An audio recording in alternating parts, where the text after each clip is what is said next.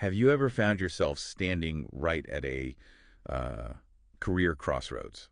Maybe not because you planned it, but because life just threw you a curveball. Yeah. Maybe a really tough personal choice suddenly forces you to rewire your whole professional life. Mm. Or like unexpected financial challenges just pull the rug out from under your plans. Mm. That feeling, that intense pull between what you have to do, the obligations, and what your gut, your heart is telling you you're truly meant for. If that sounds familiar, well, this deep dive is definitely for you. Mm-hmm. Welcome to the deep dive. Today, we're not just scratching the surface. We're going deep, really diving into one incredibly potent source. Excerpts from The Will of Faith, A Plumber's Journey.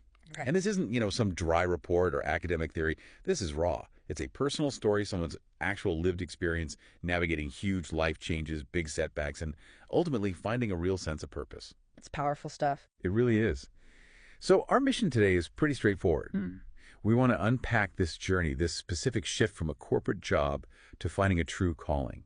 In the trades, no less. Okay. We'll pull out the key lessons here on resilience, on the power of belief, sometimes in surprising ways, and importantly, how those unexpected no's we get from life, from the universe, might actually be nudging us onto the path we were always meant to be on. That redirection idea. Exactly.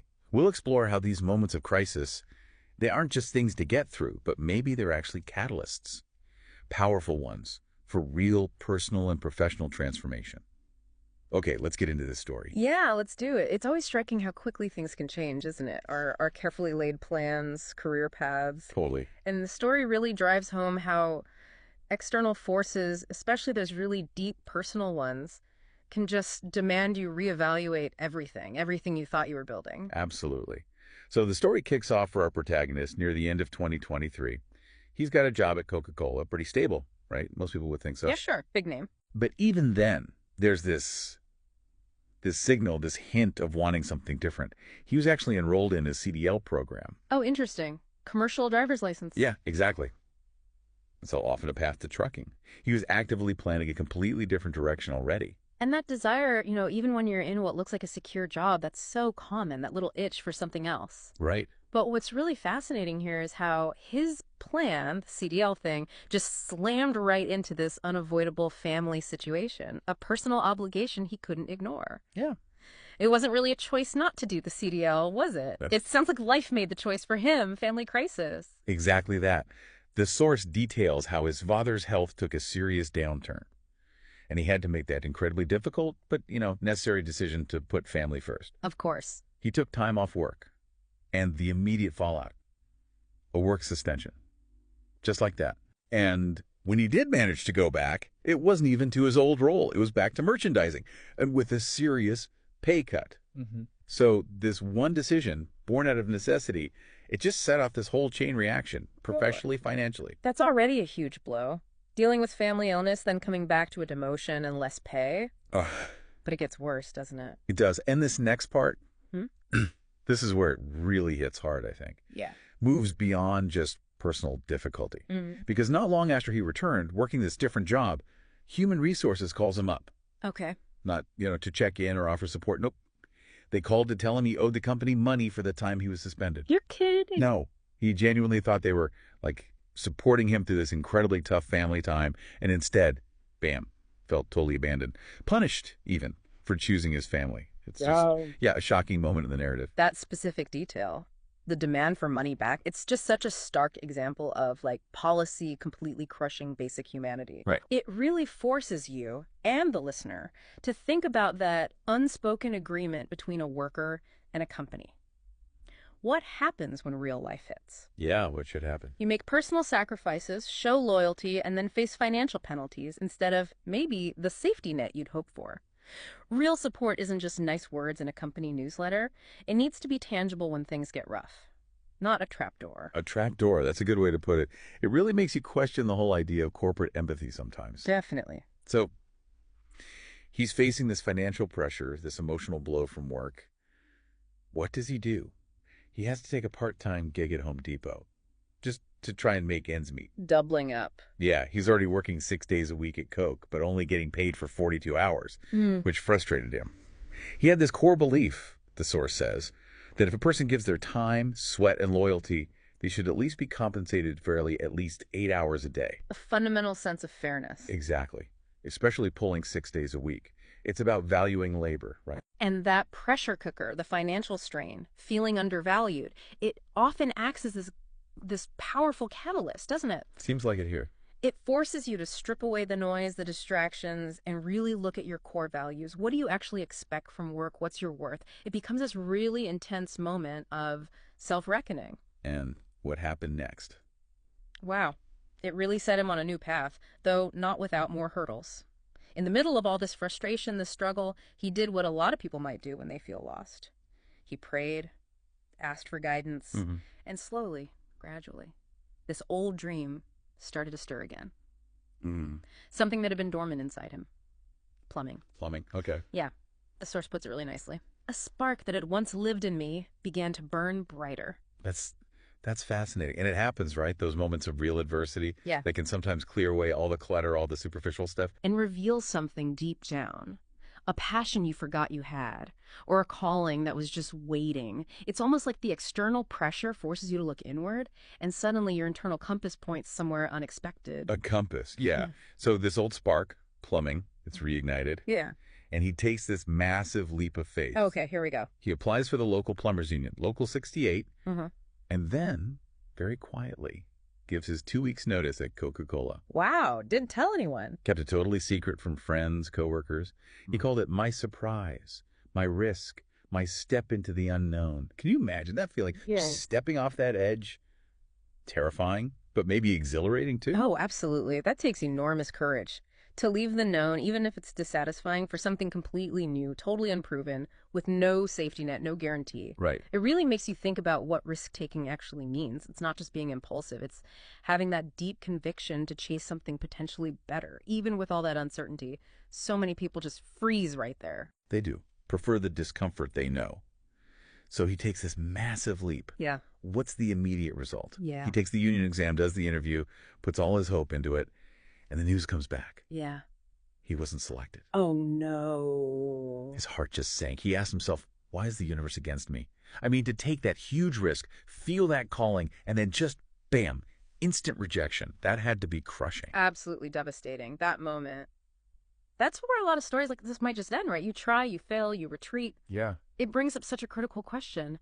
How do you respond when your boldest move gets shut down?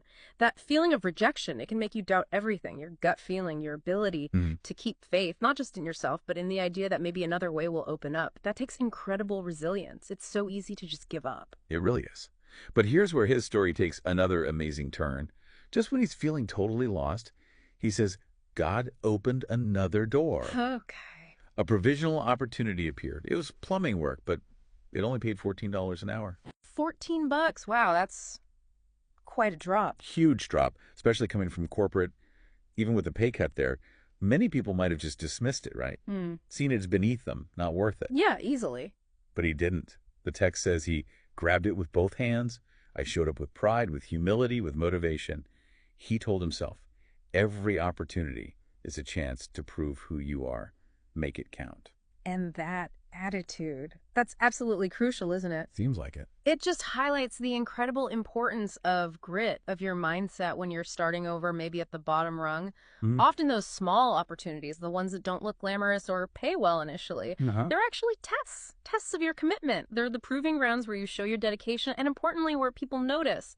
It's a huge lesson in seeing the hidden value when prestige isn't there right away. Proving grounds. I like that. And his commitment, his attitude, it absolutely paid off. The breakthrough finally came in January. Yeah. He was accepted into Local 68, the union. Ah, fantastic. Huge moment. And yeah, it came with a raise, which was definitely needed. But he emphasizes, more importantly, the chance to truly step into my calling. The calling, that's the key. That's the core of it, isn't it? It wasn't just about earning more. It was finally feeling aligned. His work, his purpose, finally clicking. And that specific sequence, the 14-hour provisional gig being the bridge to the union acceptance, it just perfectly illustrates how often we might overlook those critical stepping stones. Right, because they don't look impressive. Exactly. We dismiss them as not enough or maybe even inconvenient. But so often, those are the places where you build the skills, show the right attitude, make the connections that lead to the bigger thing, Yeah. the thing that's truly aligned. It's about playing the long game. Seeing the long game. That's a really powerful takeaway for anyone listening. So, where is he now?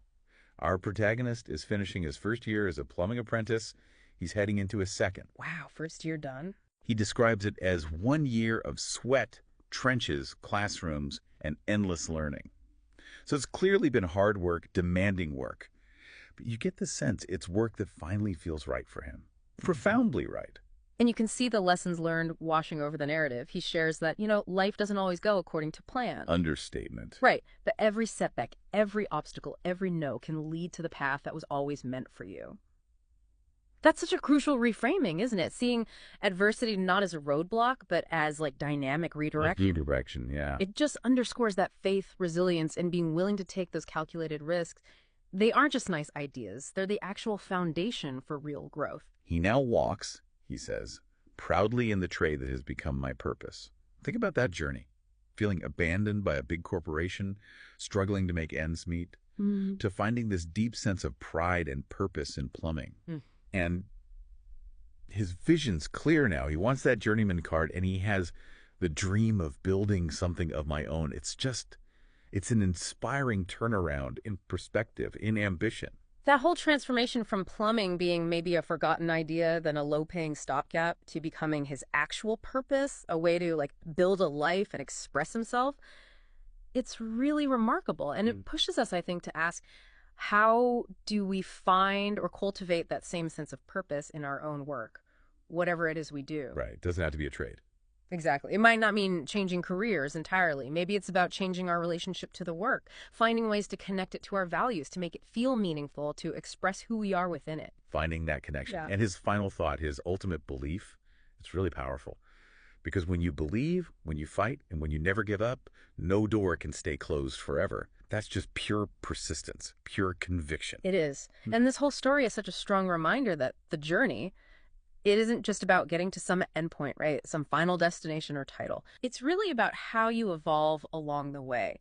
The growth, the hard lessons, the person you become while navigating all those unexpected twists and turns. That internal change, that's the real prize. So well put. Okay, so we followed this journey. A tough year, maybe more, but ultimately so transformative. We've seen resilience in action against career disruptions. We've seen how a true calling can sometimes bubble up from the depths of adversity, maybe after lying quiet for years. Yeah.